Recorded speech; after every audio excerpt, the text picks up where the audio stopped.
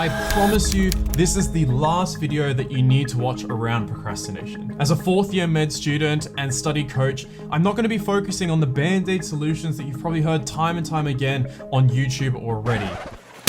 Today, we're going to be focusing on what truly matters in making a difference at the end of the day. And so if you end up watching any more videos on procrastination after this one, you're procrastinating. Mel Robbins puts it best. You are not a procrastinator. You have a habit of procrastinating. So let's break your habit with... At the end of this video, I go through something that is almost always overlooked when it comes to procrastination, and this may just be the missing piece that you're looking for.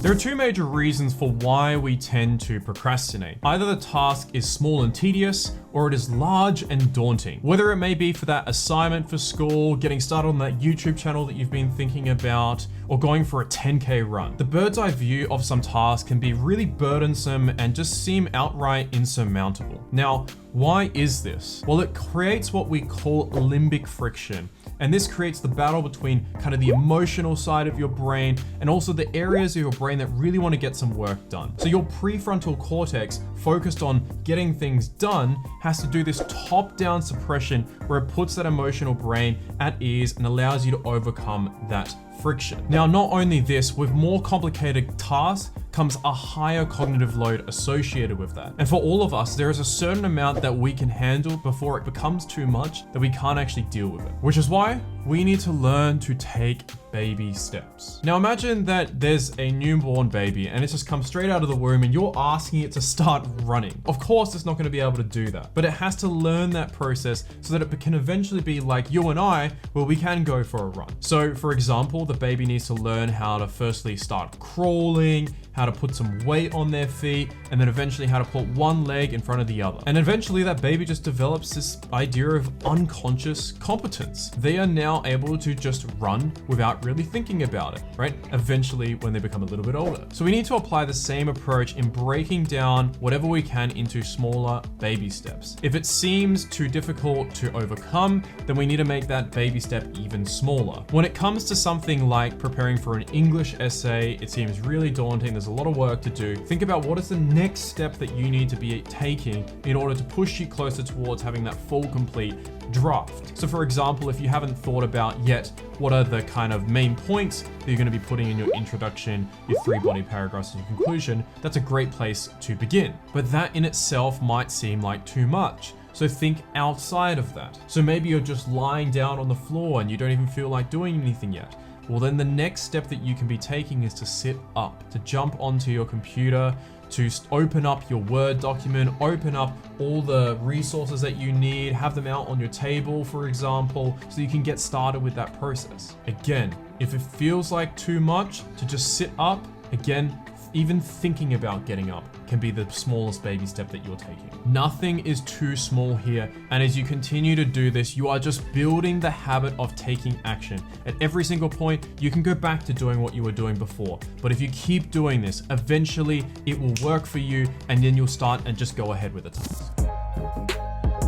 As mentioned before, procrastination is a habit, and currently the least path of resistance is to procrastinate. So I want you to think about the process of a habit as like a chain of dominoes stacked against each other. Because when the first domino is knocked, all of the other dominoes will fall as well. But the most important thing here is for that chain of events to occur, one domino needs to be knocked off from the beginning. This is related to the idea of stimulus control, where one stimulus or cue can lead to a chain of events and eventually a certain behavior occurring. So here's how this works. As a kid, I've always had a sweet tooth. Every single time I would go to the kitchen and to the fridge, I'd always see this basket with some chocolates. And every single time I would try and tell myself, no, I'm not gonna have that, right? I don't want to, get obese and diabetes and all this sort of stuff. But eventually in the hundreds of times that I'm going from my desk to the kitchen, there's one time when that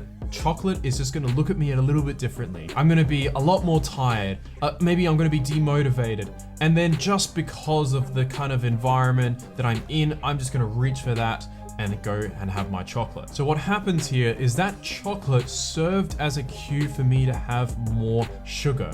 And this is a very well-trained habit in me. The thing is though, is that if I didn't have that chocolate there, I would have never thought about it. And this is how I got over drinking Coca-Cola all the time. But just like the dominoes, all it took was one action to go downhill from here. After I have that first chocolate, then I'd go ahead and have way more. So if we remove this cue, we potentially might not just think about it at all. Now think about your study environment. How many cues around you are not encouraging positive and productive behaviors? Maybe you've got your phone near you, or you've got a PS5 controller, or maybe on your desktop of a computer, you've got games showing like League of Legends, or maybe you've just got a footy or a basketball next to you as well. So we want to remove those distractions even if we feel we can work with them, because if you have them, then they're still going to hack away at your willpower and your motivation levels throughout the day if you keep glancing at it every now and again. So it's really just not worth it. And there are even studies that say that the mere presence of your phone in your room, even if you can't see it or reach it, can be enough to reduce your cognitive capacity. So we want to remove these negative cues from our environment and add as many positive ones as we can. My favorites are setting up my desk in a way that it's inviting me to do some work. I always have my laptop open, ready to go, never really put it away. Maybe for you, this might be as soon as you get home, you put your textbooks on your desk and leave them open. I always remember that I would specifically waste over an hour just by leaving my books in my bag because I didn't want to open my bag and take the books out. And another one you can do is having like an enjoyable drink alongside you when you're getting the work done. The trigger to procrastination can be different for everyone.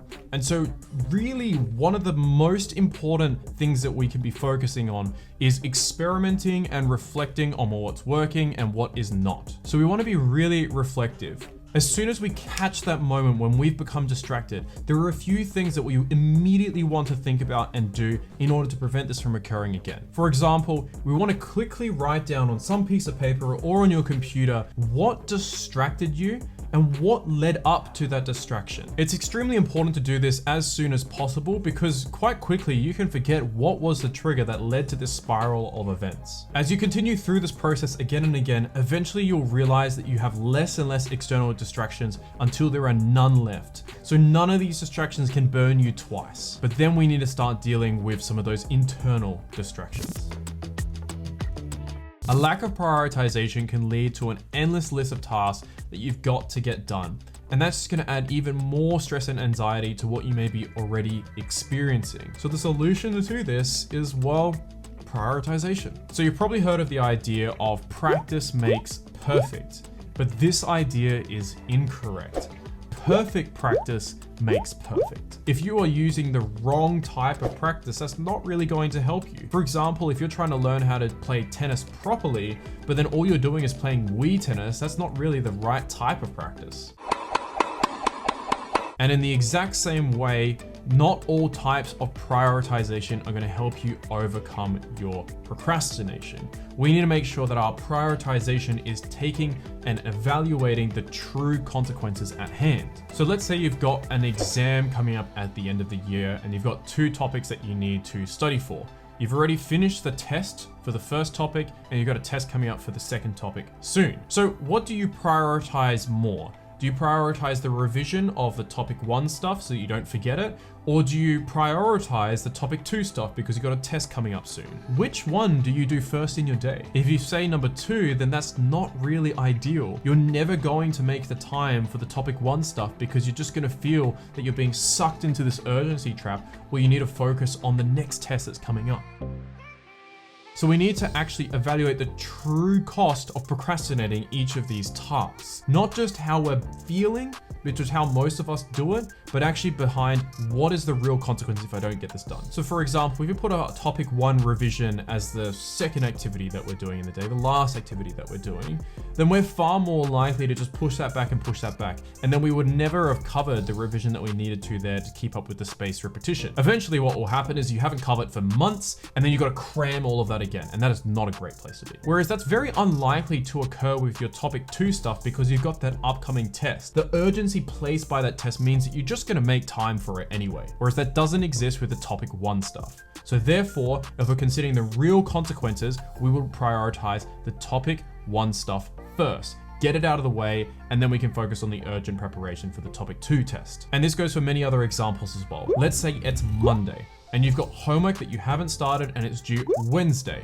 but you've got this big assignment that will be assessed and graded on Friday. What do you spend all your time doing?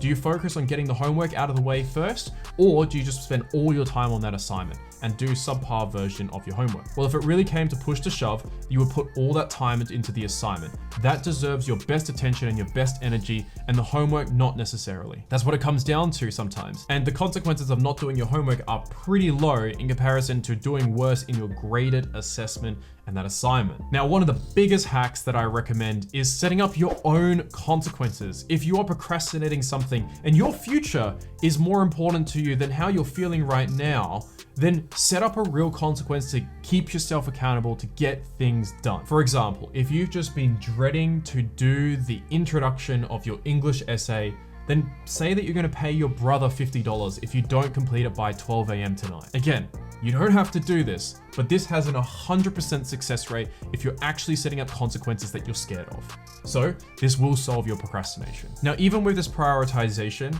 you may still not get every single task done on your to-do list, but you can relax with the fact knowing that you have done your to-do list in the best order possible with the time that you had available. You have focused on the most important tasks and the things that are going to truly move the needle rather than some of the other tasks. And that's the aim. We definitely do not want to procrastinate the tasks that really move the needle, while it could be okay to procrastinate some of those less important things that don't really make much of a difference.